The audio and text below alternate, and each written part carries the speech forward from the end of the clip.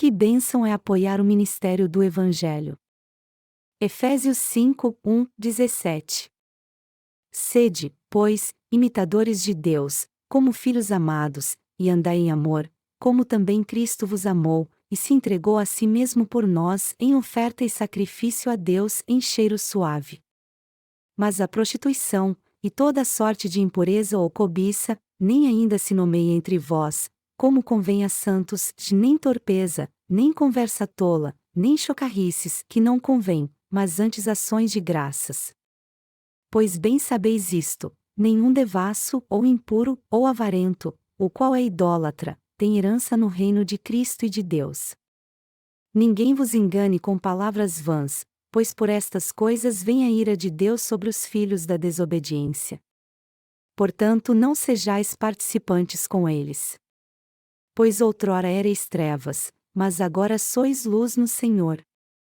Andai como filhos da luz, pois o fruto da luz consiste em toda bondade, e justiça e verdade, descobrindo o que é agradável ao Senhor. E não vos associeis com as obras infrutuosas das trevas, antes, porém, condenai-as. Pois o que eles fazem em oculto, até dizê-lo é vergonhoso. Mas todas as coisas manifestas pela luz tornam-se visíveis, pois é a luz que a tudo manifesta. Pelo que diz: Desperta, ó tu que dormes, e levanta-te dentre os mortos, e Cristo te iluminará. Portanto, vede prudentemente como andais, não como nécios, mas como sábios, remindo o tempo, porque os dias são maus. Pelo que não sejais insensatos, mas entendei qual seja a vontade do Senhor. Paulo diz na passagem acima: Sede, pois, imitadores de Deus, como filhos amados, e andai em amor, como também Cristo vos amou, e se entregou a si mesmo por nós em oferta e sacrifício a Deus em cheiro suave. Efésios 5, 1, 2.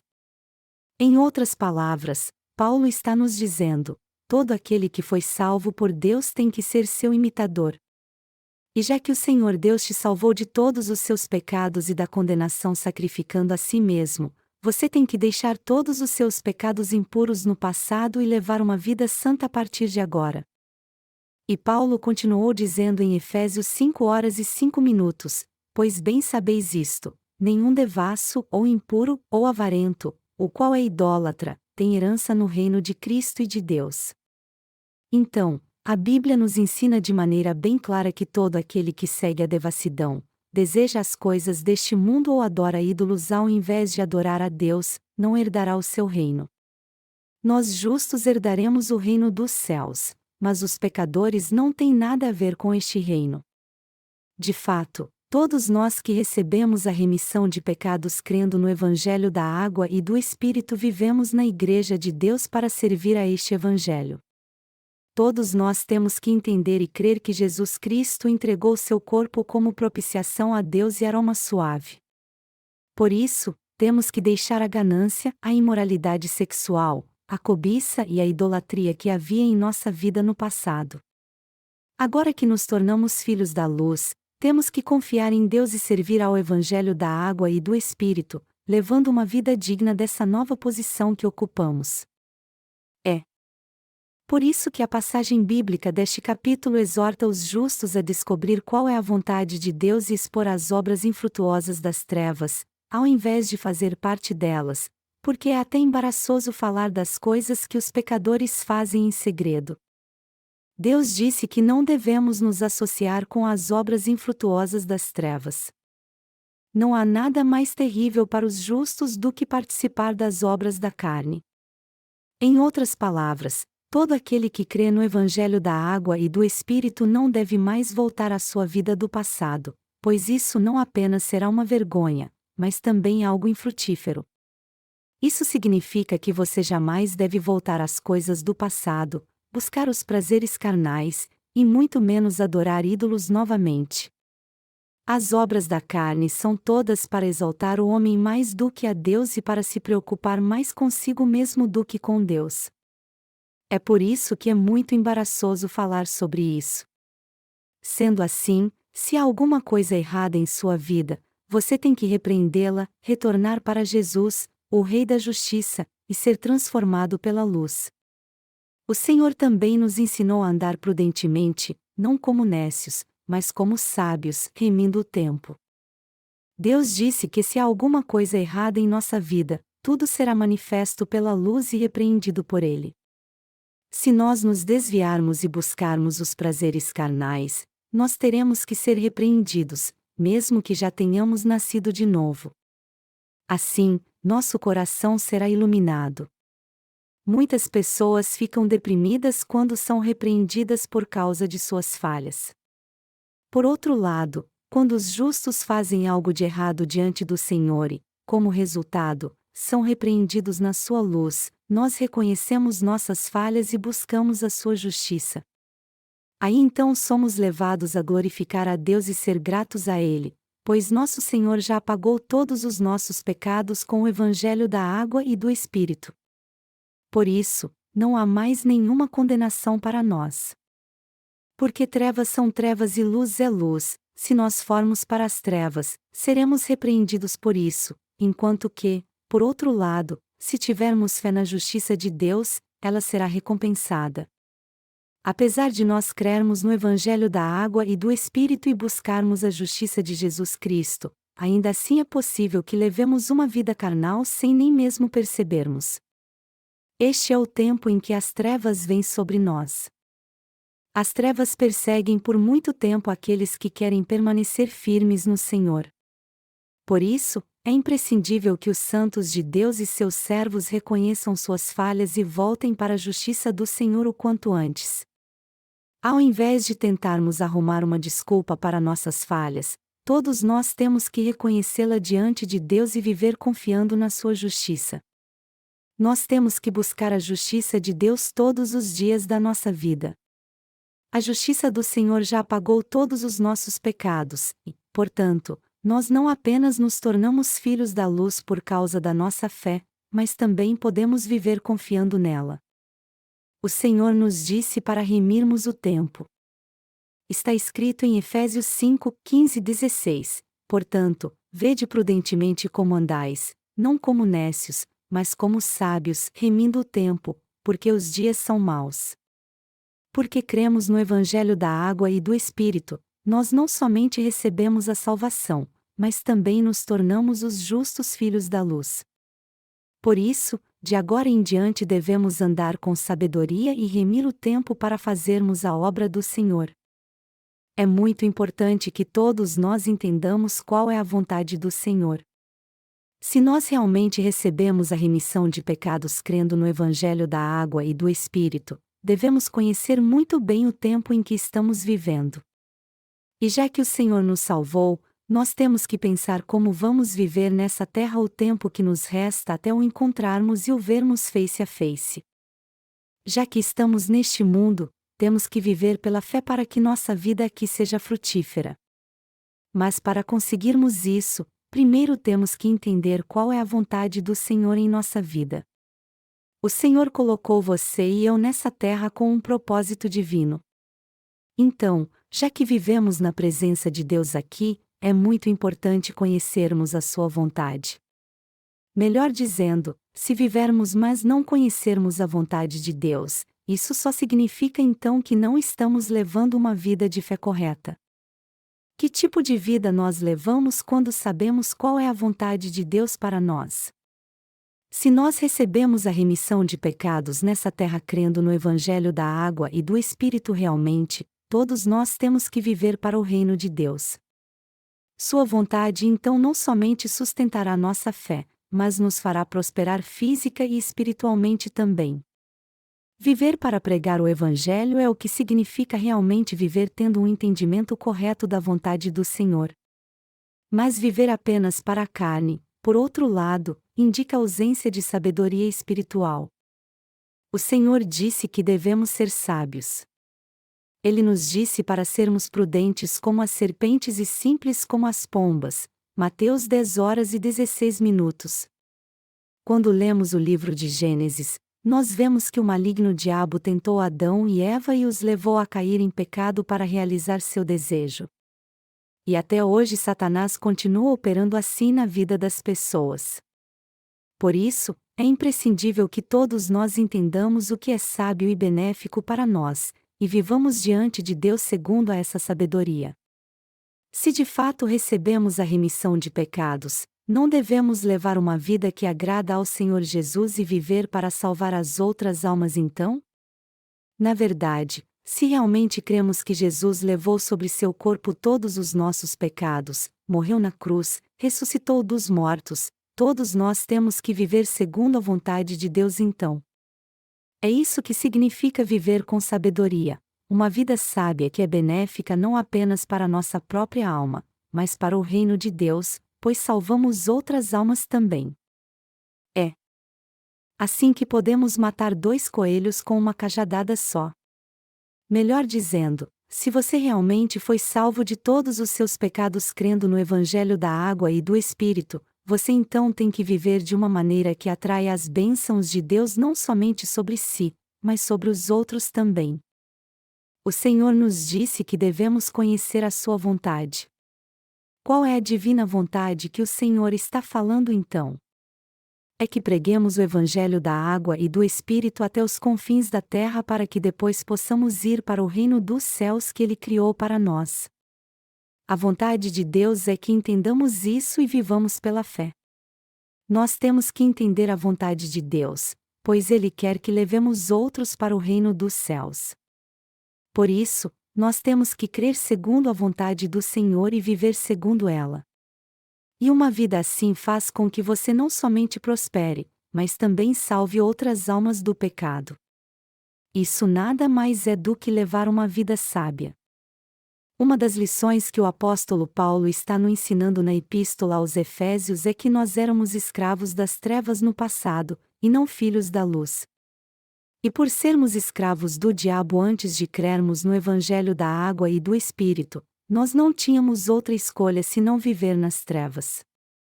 Até crermos no Evangelho da água e do Espírito, todos nós praticávamos a imoralidade sexual, adorávamos ídolos e desobedecíamos a Deus em nossa vida. Todavia, agora que cremos no Evangelho da água e do Espírito, nós fomos salvos de todos os nossos pecados e nos tornamos filhos da luz. Portanto, por mais que às vezes caiamos e tropeçamos por causa das nossas fraquezas e falhas carnais, pelo menos nosso coração tem que manter a fé inabalável no Evangelho da água e do Espírito. Todos nós temos que viver pela fé, entendendo muito bem quem somos, se somos filhos de Deus ou não, se somos filhos da luz ou das trevas. Sua ajuda é totalmente indispensável para a pregação do Evangelho neste mundo. É preciso que haja mantenedores para que o Evangelho da água e do Espírito seja pregado neste mundo, assim como uma flor que não pode crescer se não houver o que sustente o caule enquanto ele está crescendo. Vamos analisar isso pelo formato do candelabro do tabernáculo. Havia 7 cálices em forma de amêndoas em cada lado do candelabro e cada um destes cálices era sustentado por uma haste de ouro para que suas lâmpadas iluminassem o tabernáculo. Êxodo 25, 31, 39. Isso nos revela que Jesus é a luz, o cálice é o Evangelho da água e do Espírito, e todos nós somos as hastes de ouro que apoiam o ministério do Evangelho que prega a justiça de Deus. Foi Jesus Cristo que nos salvou de todos os nossos pecados. Qual é a nossa função então? Nós temos a função de apoiar, preparar o solo para que o Evangelho seja pregado. Nós somos as hastes que sustentam a flor do Evangelho. Por isso, só quando cumprirmos nosso papel corretamente é que a flor do Evangelho florescerá em toda a sua glória para que todos a vejam. Nosso papel na evangelização do mundo é dar apoio ao ministério do Evangelho ao invés de tentarmos centrar tudo em nós mesmos. É muito importante que apoiemos o ministério do Evangelho. Então, você e eu temos que pensar numa maneira de apoiar o ministério de literatura e servirmos a ele dia e noite. E já que você é um apoiador deste ministério, você nunca deve se desesperar, porque a vontade de Deus não se cumpre tão facilmente. E é por isso que o que você está fazendo agora é muito importante. No que se refere à pregação do Evangelho da água e do Espírito, seu apoio é crucial e indispensável. De fato, Todos nós estamos apoiando o ministério do Evangelho de uma forma ou de outra, a única coisa que é diferente é a função que cada um de nós tem quando servirmos ao Evangelho. O Senhor nos disse que devemos andar prudentemente, e temos que entender também que nosso chamado é para apoiar o ministério do Evangelho. Mas nada disso que estamos fazendo para apoiar o ministério do Evangelho ainda é uma flor. E tudo isso que fazemos não é para cumprir nosso propósito, mas para apoiar o ministério do Evangelho. Por isso, todos nós temos que entender que é pela fé que devemos apoiar este ministério do Evangelho.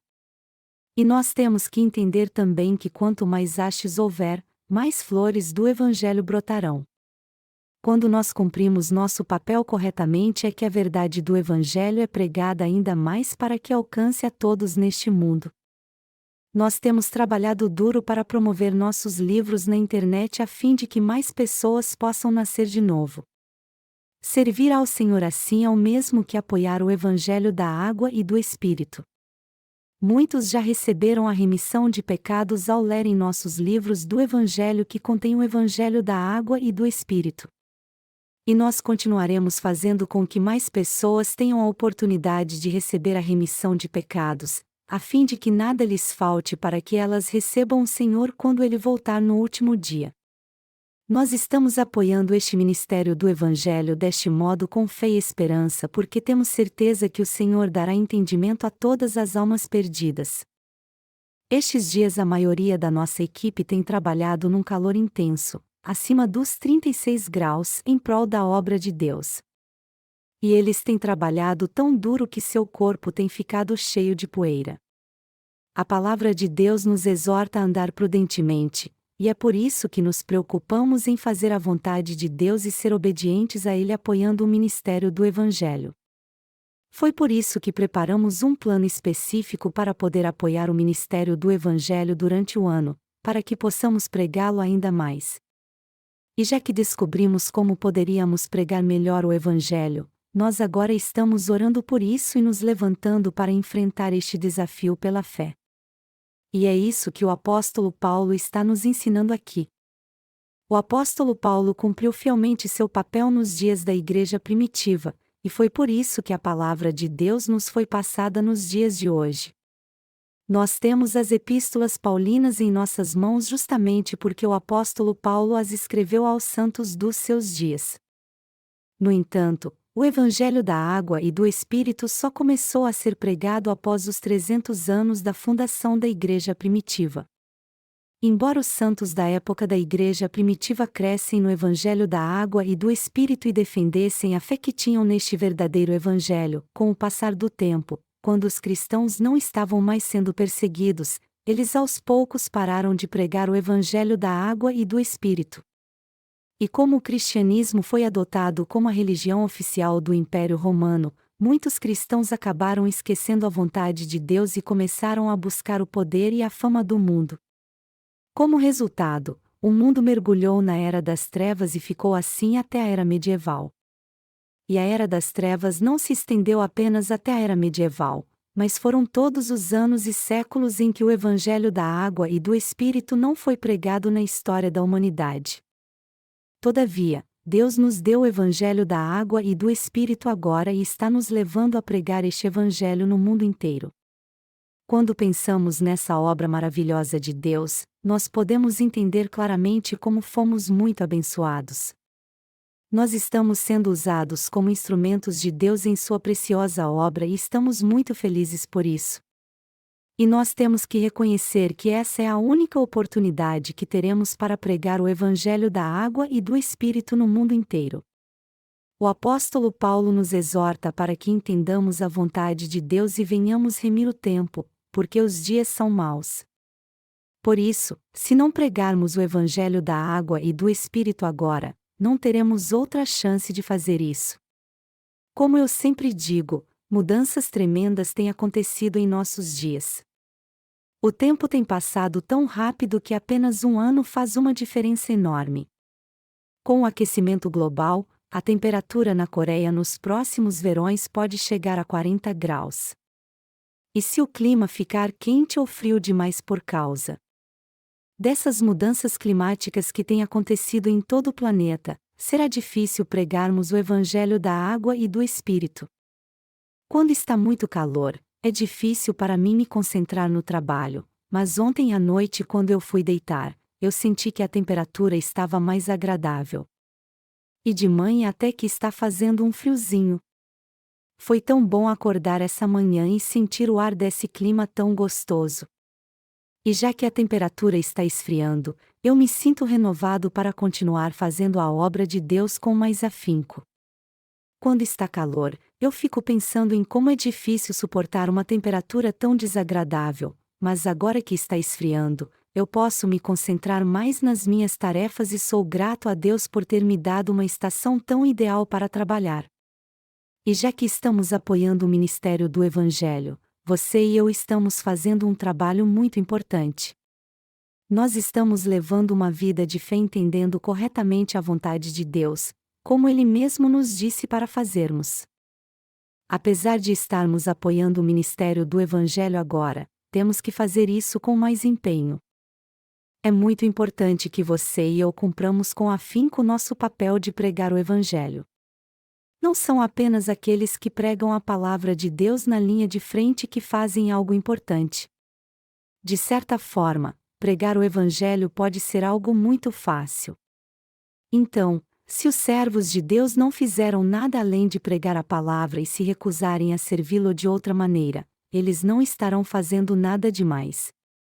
Os pastores de hoje que não conhecem o Evangelho da água e do Espírito passam a semana toda preparando seus sermões, pesquisando em vários livros, tudo para pregar a palavra de Deus. Porém, aqueles que pregam a palavra de Deus confiando no Evangelho da água e do Espírito, ao contrário, não fazem isso. Deus fala com eles enquanto eles estão servindo ao Senhor de várias maneiras. E quando seus servos leem a Bíblia, Ele lhes dá a palavra para que ela possa ser pregada no tempo devido. Toda palavra que a Igreja de Deus precisa é dada pelo Senhor. Nenhum pastor pode fazer algo por si mesmo, pois é o próprio Senhor quem de fato pastoreia sua Igreja. Portanto, é um grande erro um pastor achar que tudo estará bem se eles apenas pregar a palavra de Deus. Todos nós temos que apoiar fielmente o ministério do Evangelho. E pregar a palavra de Deus é apoiar o ministério do Evangelho, assim como revisar nosso material também é apoiar este ministério. Não é uma boa coisa realmente vocês deixarem de fazer a obra de Deus, e é por isso que eu dou muitas tarefas a vocês, para que vocês não deixem de fazer a obra e servir ao Senhor. A minha responsabilidade é fazer com que todos vocês continuem fazendo a obra de Deus. E eu também dou a vocês muitas tarefas e estou sempre os apoiando para que vocês não se desviem. Em suma, você e eu estamos fazendo a obra para apoiar o ministério do Evangelho, a fim de que este ministério venha a florescer muito para a glória de Deus. Por quanto tempo teremos que fazer essa obra então? Nós teremos que fazê-la até a volta do Senhor. Nós teremos que fazê-la até que o Senhor volte e o vejamos face a face.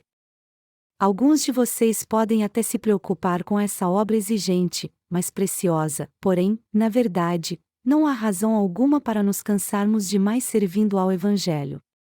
De fato, não há nada melhor para nós do que servir ao Senhor.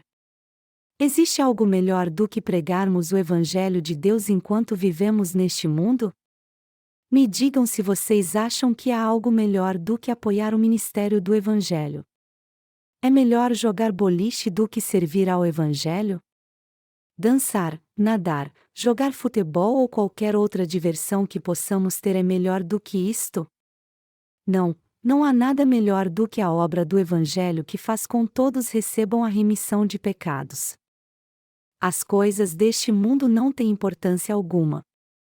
As pessoas só se preocupam com a aparência e com as coisas deste mundo porque são muito tolas. É importante termos o que é necessário para fazermos a obra de Deus e crescermos ao longo do caminho, se o Senhor permitir. Mas se alguém nos dissesse que só teríamos alegria em nossa vida se pecássemos, nossa vida seria completamente insuportável, e também não teríamos nenhuma alegria de ganhar dinheiro por ganhar. O Evangelho está sendo pregado porque nós estamos investindo o dinheiro que ganhamos com muito suor no reino de Deus, e é isso que faz nosso trabalho duro valer a pena. É algo muito importante que você viva para pregar o Evangelho da água e do Espírito, mesmo se você for jovem ou idoso. Um novo livro sobre a Epístola de Gálatas será publicada na próxima semana e será distribuída no mundo inteiro. E eu estou muito feliz com isso. Há muitos cristãos que não sabem como é errado confiar em suas orações de arrependimento para serem salvos, mas quando este livro for publicado e lido com sabedoria, eles entenderão que é algo muito paradoxal confiar nas suas orações de arrependimento. Eles também entenderão que muitos estão contra a verdade do Evangelho da água e do Espírito. Se pudermos publicar alguns livros sobre este assunto, isso será muito recompensador, porque há muitos cristãos que estão enganados. A maneira correta de levarmos uma vida cristã justa é confiarmos no Evangelho da água e do Espírito e servirmos a Ele. Todos nós temos que perguntar a nós mesmos como é que podemos pregar o Evangelho no mundo todo e usar o dinheiro suado que ganhamos para este fim. Até hoje tem muita gente neste mundo que se preocupa com o que vai comer ou beber, mas, diferentemente deles, nós sempre pensamos em como podemos pregar o Evangelho em todo o mundo. Essa é a vida que vale a pena. Embora seja muito duro para o nosso corpo o que estamos fazendo agora, essa é uma obra abençoada aos olhos de Deus. Os servos de Deus que caminharam na sua presença há muito tempo atrás também pregaram essa palavra e serviram a este Evangelho como nós estamos fazendo hoje. Paulo, por exemplo, escreveu muitas epístolas para várias igrejas, da igreja de Éfeso a de Tessalônica. Quando eu assisti às últimas Olimpíadas que aconteceram na Grécia, eu vi algumas filmagens que fizeram na Turquia e na região do Mediterrâneo. Todas as 7 igrejas mencionadas no capítulo 1 de Apocalipse, de Éfeso a Esmirna, Pérgamo, Tiatira, Sardes, Filadélfia e Laodiceia ficavam nesta região, mais especificamente a oeste da Turquia. Há muitos sítios históricos da época da igreja primitiva ao redor dessa área. Logo, quando eu vi alguns destes sítios na televisão, eu pensei, nossos pais da fé pregaram o Evangelho para pessoas daquela região, mas infelizmente não restou nada daquelas igrejas. O que aconteceu? Por que o Evangelho da água e do Espírito desapareceu totalmente daquela região? Havia 12 apóstolos de Deus, mas mesmo entre aqueles que aprenderam com os apóstolos, havia muitos que perderam sua verdadeira fé. Dos 12 discípulos de Jesus, quem teve a vida mais longa foi o apóstolo João. Este apóstolo testificou do verdadeiro Evangelho da verdade em suas 3 epístolas. Ele disse que nossa salvação não vem somente pela água e pelo sangue, mas pela água, pelo sangue e pelo Espírito. 1 João 5, 6 e 8. Nossa salvação foi totalmente realizada pelo próprio Deus. O apóstolo João testificou claramente que Jesus Cristo, o Filho de Deus, veio a essa terra e nos salvou pela água, pelo sangue e pelo Espírito. Jesus é o próprio Deus, nosso Criador e Salvador. Ao vir a essa terra, ele levou todos os nossos pecados ao ser batizado por João Batista, morreu na cruz por nós, ressuscitou, e assim salvou a todos nós que cremos nessa verdade. Deste modo, o apóstolo João testemunhou completamente a verdade da salvação. Mas com o passar do tempo, este evangelho desapareceu. Então, a era das trevas continuou até o dia em que o evangelho da água e do Espírito foi revelado a você e a mim. Agora, nós é que cremos no evangelho apostólico da água e do Espírito e servimos a ele. Se o livro de Atos estivesse sendo escrito até hoje, você e eu seríamos descritos como discípulos de Jesus Cristo. A palavra apóstolo significa aquele que é enviado por Deus. Deus enviou você e a mim a este mundo. E por ter nos salvado de todos os pecados do mundo através do Evangelho da água e do Espírito, Ele nos tornou filhos da luz e nos enviou ao mundo todo para pregarmos este Evangelho. É por isso que nós somos abençoados. Aos olhos de Deus, ninguém mais além de você e de mim são os apóstolos dos dias atuais.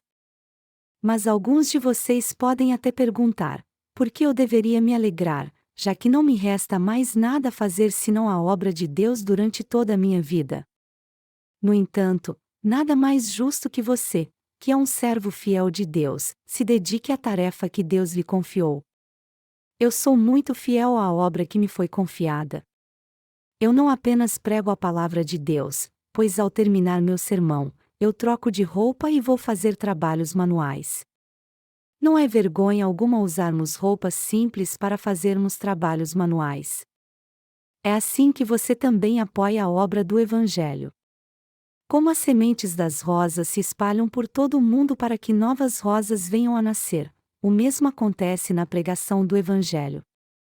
Portanto, sempre que fizermos alguma coisa, temos que ser proativos e atentos, não importa qual seja a nossa tarefa. Se alguns de nós tivessem que fazer algum serviço braçal como capinar de enxada, isso com toda certeza iria ferir o seu orgulho. Afinal de contas, nós seríamos apenas um empregado comum. Entretanto, nós nos orgulhamos muito do que estamos fazendo agora, porque isso é a obra do Senhor que vale a pena. Todos nós temos que trabalhar juntos. Nós agora entendemos perfeitamente qual é a vontade de Deus, e é por isso que estamos pregando o Evangelho da água e do Espírito para todo mundo. E a meu ver, não nos resta muitos dias para pregar este Evangelho. Há pouco tempo na Flórida, muitas pessoas morreram ou perderam suas casas por causa do furacão Charley. Na França, uma onda de calor começou a assolar o país com temperaturas acima dos 35 graus, quando o normal para aquela época do ano era cerca de 25, 26 graus. Eu ouvi dizer que muita gente morre quando a temperatura passa dos 36 graus. E me disseram que até na Coreia os idosos mais frágeis morreriam com uma onda de calor como essa.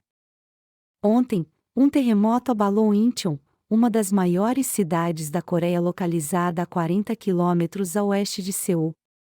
Mas este foi um incidente pequeno, embora as pessoas tenham sentido o tremor nos pés.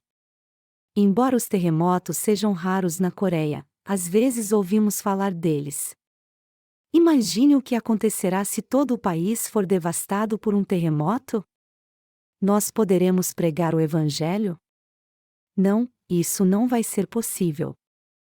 É por isso que temos que nos dedicar para pregar o Evangelho a todo momento, pois este é o tempo ideal para isso. É agora que todos nós temos que nos dedicar à obra, independente do que esteja à nossa frente.